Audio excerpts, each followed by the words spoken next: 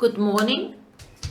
Thank you very much for your invitation and for the excellent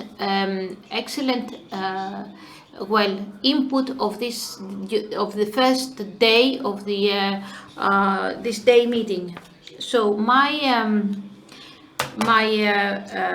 contribution today will be about how the philosophy and the criteria of ESG we define the energy transition, and we're talking about the criteria whose role is to evaluate companies and projects regarding the impact on the environment in a quantitative and qualitative respect, and also regarding a number of social aspects and parameters, such as, for example, human rights, social responsibility, etc.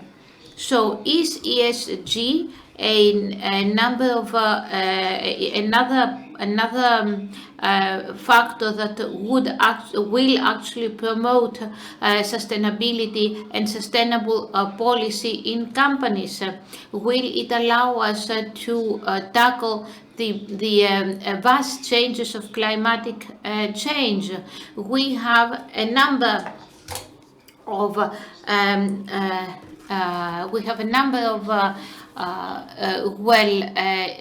information right now. We have a European classification, a European taxonomy, whose role is to actually classify activities according to their impact on the environment, based on no impact, very small negative impact, and big considerable negative impact. Also, in its bid to pioneer these actions, Europe has actually put ESG to the fore in order to force not only companies in the stock exchange, not only companies that deal in the stock exchange, but also all types of companies to actually take into consideration the aspect of climatic change and have a clear approach regarding sustainability. So clear energy will be in the forelight, since it is one of the technologies that have a big CO2 imprint, or trace, already in the blacklist of forbidden policies. There is no reason to approve, therefore, projects that, for example, relate to the use of carbon, or to the discovery or exploitation of gas and natural gas sources, lignite, and so on and so forth, because the European Union will not approve of them or will not support them. Then we have an additional research of a distinguished environmental journal, which shows that we would have, if a reduction of 5% in noxious emissions would lead to a 73% reduction of pollutants in general. Many times terms like green funding and green rewards are used also in relation to these incentives. In Europe, which expects to spend approximately 8.8 million euros in the coming years from the fund of from the Recovery and Competitiveness Fund to support this our economy during the pandemic, despite the fact that it was discovered that this money, the money that was actually granted during the pandemic, of that money, only 10% were given to viable investments, and only 10% of the entrepreneurs are interested in proceeding to invest in ESG projects. Despite that, that is at world level. Despite that, 80% of these entrepreneurs are European entrepreneurs or operate in Europe. From what you see here in this chart, these ESG funds do not contribute positively to our compatibility with and compliance with the Paris Agreement and other environmental agreements. Talking about digitalization, digital transition, because that's a considerable part of the IRF fund,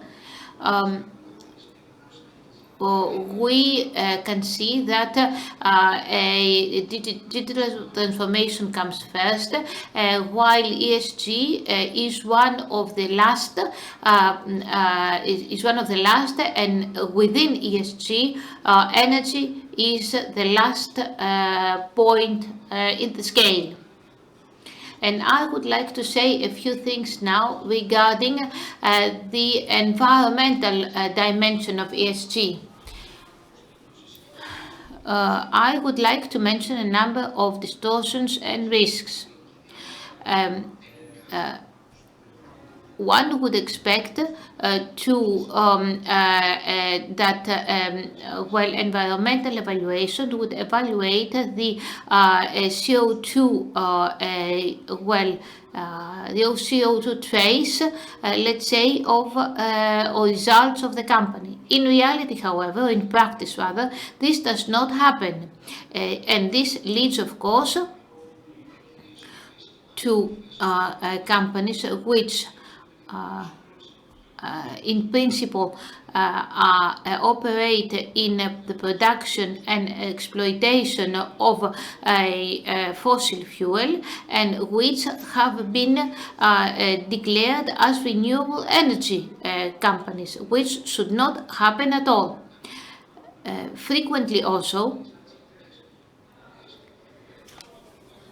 there is a very big challenge regarding the energy transition, which of course relates to our dependence from the mining industry, since we're still dependent on let's say on minerals, on mineral resources. In order for us to achieve the target of -2 degrees Celsius, we will need enormous resources, and these resources have to be actually drawn from renewable energy resources and not from fossil fuels on which we are currently dependent. Many times we underestimate this fact. Many times the environmental dimension, let's say, dominates the picture, and there is a risk that lurks there, because we are talking about community-stranded societies, about whole regions and even states that may stay behind, that may lag behind during the energy transition. And this is an existing risk that could result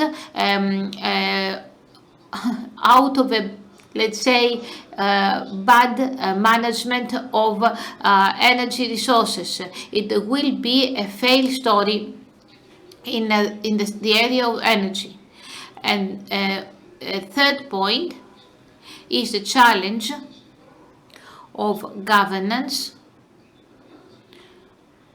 which is to place ESG as an inextricable part of all policies in a horizontal way.